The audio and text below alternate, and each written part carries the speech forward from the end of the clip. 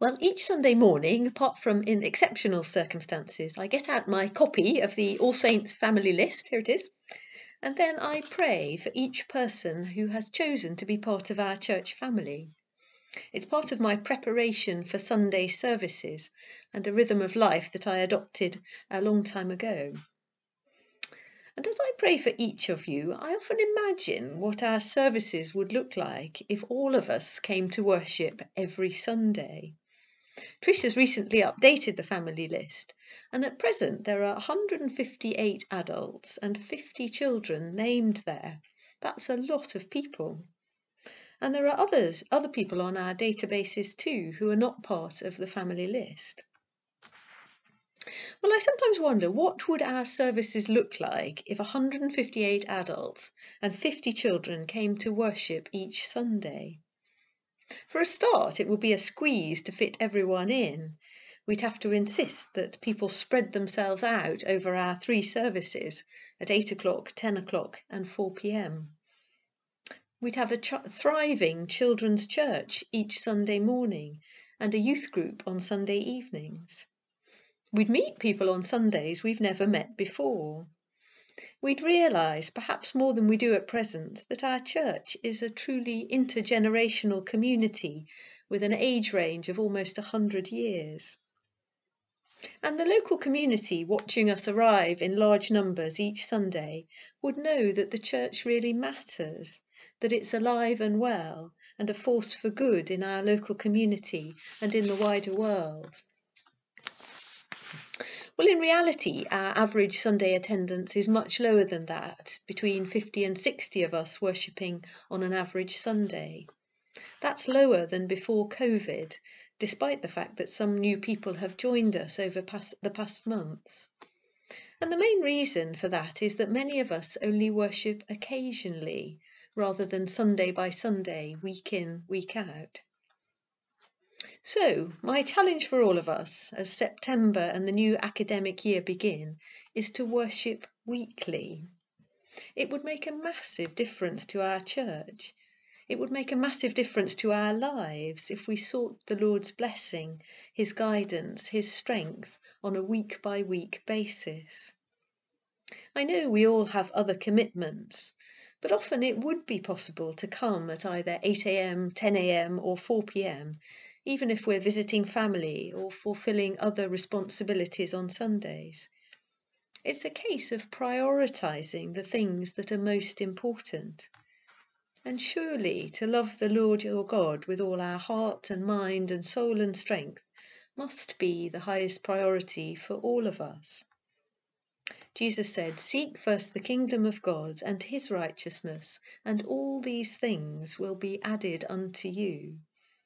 What He meant was that if we put God first in our lives, then all these other things will fall into place.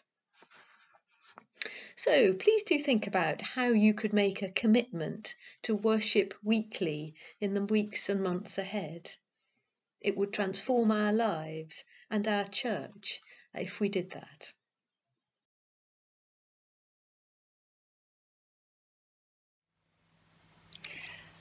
I always find that if I'm not in church for a week, things start to get a bit scratchy for me. I get a bit more abrasive, or I don't feel as much at peace. And when I do go to church every week, being there just helps me realign myself. It helps me to realign myself to God and to the messages that we've heard through the Bible and through everything that Jesus told us. And life is just better when we have that reminder. And it's so much better when we have it every week, because then it becomes ingrained and a habit in what we're doing. So I love worshipping every week, and I really, really miss it when I'm not there. In the last section of Pilgrim, it said to us that what we do on a Monday morning is important to us as Christians as what we do on a Sunday morning. Our faith is lived in the weekdays. Now, I'm beginning to discover that the opposite is also true. Alison had a lovely picture word for this. She called it regrouping. I don't know about you, but I have a Monday every week. It comes round like clockwork. And its demands call upon me every week. So every week I need to be regrouped, restored, realigned, redirected, re-energised. An excellent opportunity for this is with my fellow believers worshipping on a Sunday morning. I feel recharged by sharing and singing together with my fellow believers. I need to be regrouped, restored, realigned, redirected and re-energised regularly. And the best way for me to experience this is by being regular at church. Worshipping weekly is something I've done since a child, and I've always felt it was just the default setting. For a long time, going to church services felt like just the basics to me, and I'd pile guilt on myself about not necessarily having time to do all the extras: prayer meetings, vision groups, Lent courses, as well as the daily devotions with which I struggled. However, recently I was asked to fill in a survey about how I experience my faith, and it opened my eyes to what worshipping weekly was all about for me. I began to realise that church services are the heart of how I experience my faith, and that in actual fact they're something I seek out on purpose. I go to all the staff masses and prayer groups at the Catholic school where I work, as well as the regular masses for students.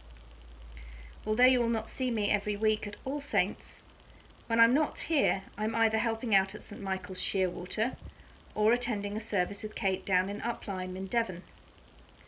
I also regularly contribute to the music for various celebration services in different places across the year. Going to church every week is meaningful for me on so many levels: the liturgy, the word, the Eucharist, the music and the fellowship. It is like my staple diet, without which I do not feel properly fed.